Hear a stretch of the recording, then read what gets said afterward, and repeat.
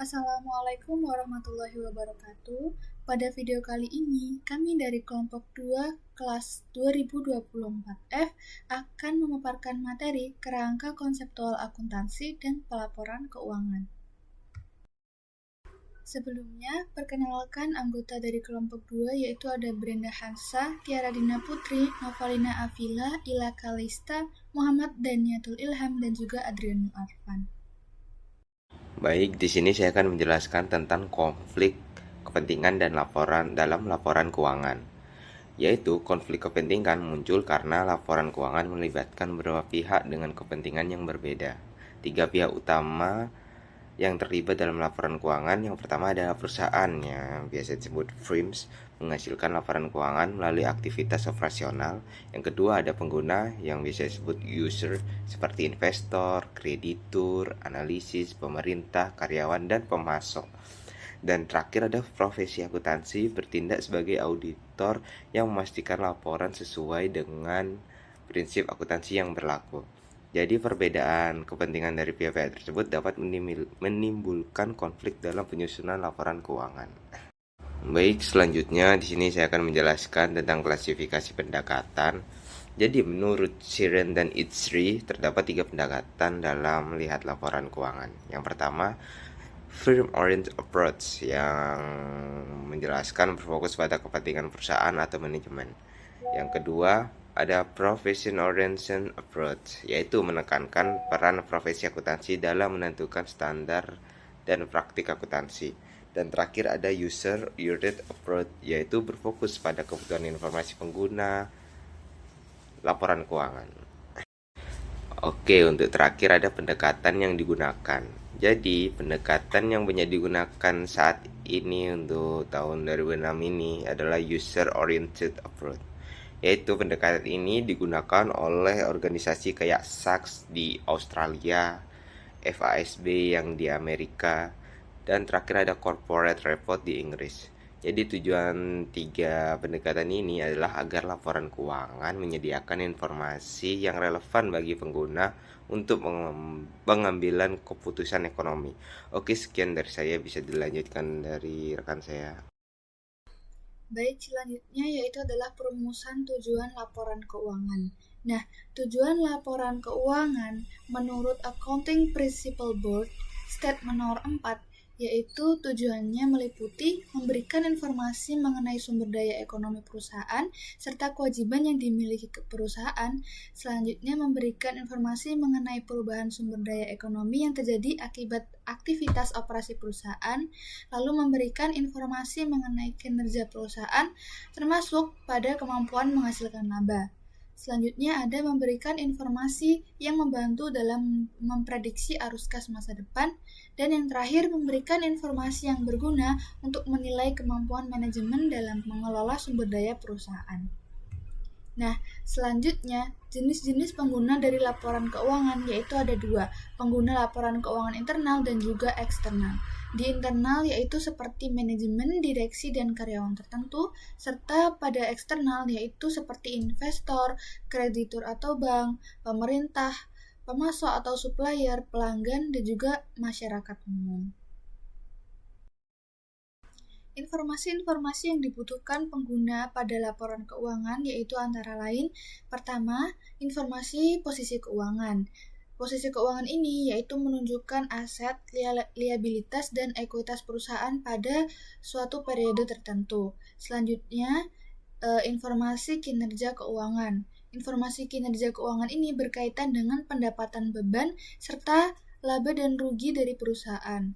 Selanjutnya ada informasi arus kas yang menunjukkan kemampuan perusahaan menghasilkan dan juga menggunakan kas. Selanjutnya ada informasi perubahan ekuitas, di mana informasi ini menjelaskan perubahan modal atau kekayaan pemilik selama satu periode. Yang terakhir, mungkin ada informasi mengenai risiko dan ketidakpastian yang digunakan untuk menilai stabilitas dan keberlanjutan usaha perusahaan. Baik, selanjutnya adalah kerangka konseptual akuntansi. Kerangka konseptual sendiri merupakan seperangkat konsep yang saling terkait dengan tujuan untuk menetapkan fungsi, melingkup tujuan akuntansi, dan pelaporan keuangan. Menurut FASB atau Financial Accounting Standard Board, kerangka konseptual bertujuan untuk digunakan sebagai pedoman standar akuntansi, menyelesaikan masalah akuntansi yang baru terjadi, serta menjadi dasar penilaian dan penyajian laporan keuangan. Kerangka konseptual akuntansi dijadikan sebagai acuan untuk para pengguna laporan keuangan seperti investor, pemilik, ataupun kreditur. Baik, selanjutnya kita akan membahas mengenai komponen kerangka konseptual akuntansi. Secara umum, kerangka konseptual akuntansi itu terdiri dari beberapa komponen utama, yaitu tujuan, karakteristik, elemen, dan pengakuan dan pengukuran. Tujuan pelaporan keuangan yaitu menjelaskan tujuan utama penyajian laporan keuangan bagi para pengguna. Untuk karakteristik kualitatif informasi akuntansi itu menjelaskan kualitas yang harus dimiliki informasi agar berguna bagi pengguna. Yang ketiga adalah elemen laporan keuangan, yaitu komponen yang membentuk laporan keuangan seperti aset, liabilitas, ekuitas, pendapatan, dan beban. Dan yang terakhir adalah pengakuan dan pengukuran, menjelaskan kapan suatu unsur laporan keuangan itu diakui serta bagaimana nilainya diukur. Nah, komponen-komponen tersebut itu saling berkaitan dan membentuk dasar pelaporan keuangan, sehingga berfungsi sebagai pedoman dalam penyusunan standar akuntansi, kemudian juga membantu menentukan perlakuan akuntansi terhadap suatu transaksi. Dan yang terakhir, menjamin laporan keuangan disusun secara konsisten dan sistematis. Jadi kesimpulannya, dengan adanya komponen-komponen tersebut, kerangka konseptual itu dapat membantu menciptakan sistem pelaporan keuangan yang lebih terarah dan dapat dipahami oleh pengguna laporan keuangan. Selanjutnya akan dilanjutkan oleh rekan saya. Laporan korporat diterbitkan pada tahun 1976 oleh Institut Akuntan Publik Inggris dan Wales dengan tujuan utama. Yang pertama, laporan keuangan harus sesuai dengan tujuan penggunanya oleh calon pengguna. Kemudian tanggung jawab laporan berada pada entitas ekonomi yang memberikan dampak pada masyarakat melalui kegiatannya. Kemudian pengguna ini didefinisikan sebagai pihak yang memiliki hak wajar atas informasi yang kebutuhan informasinya harus diakui dalam laporan perusahaan.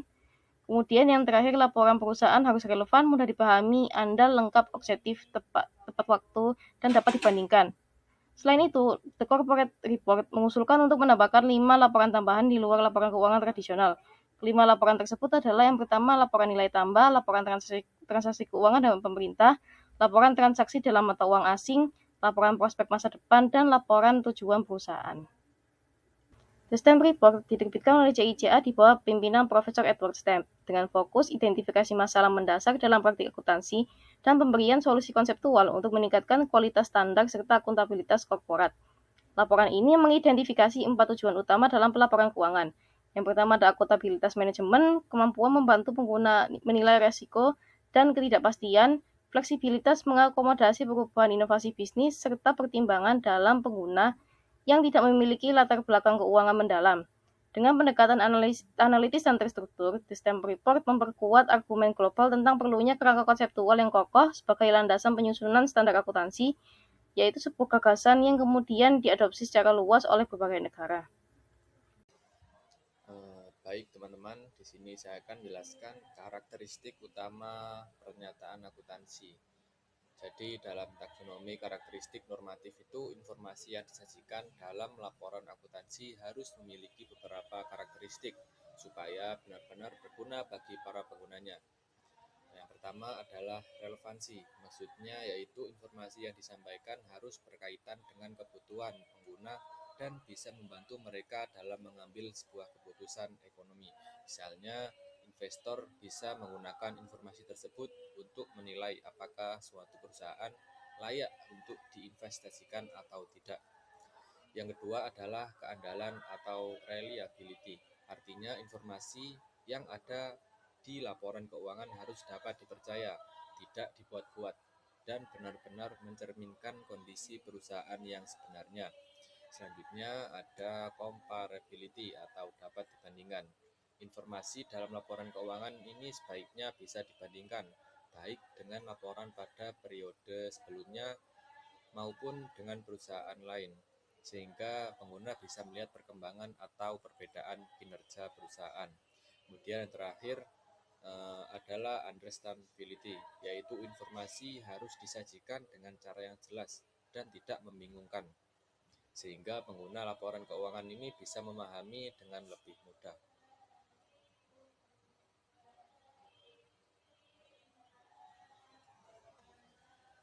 Nah, selanjutnya pada bagian ini yaitu batasan dan pertimbangan informasi akuntansi.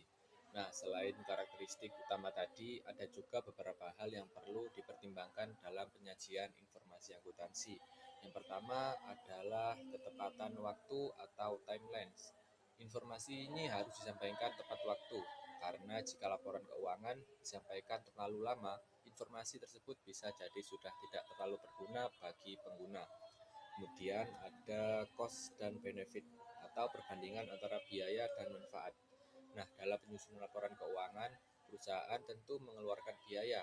Oleh karena itu, informasi biayanya biasanya disajikan jika manfaat yang dihasilkan dari informasi tersebut lebih besar daripada biaya untuk menyediakannya. Selain itu, ada juga konsep materialitas. Jadi ini tuh berkaitan dengan seberapa penting suatu informasi dalam laporan keuangan. Jika suatu informasi cukup penting dan bisa mempengaruhi keputusan pengguna laporan keuangan, maka informasi tersebut perlu disajikan secara jelas dalam laporan keuangan.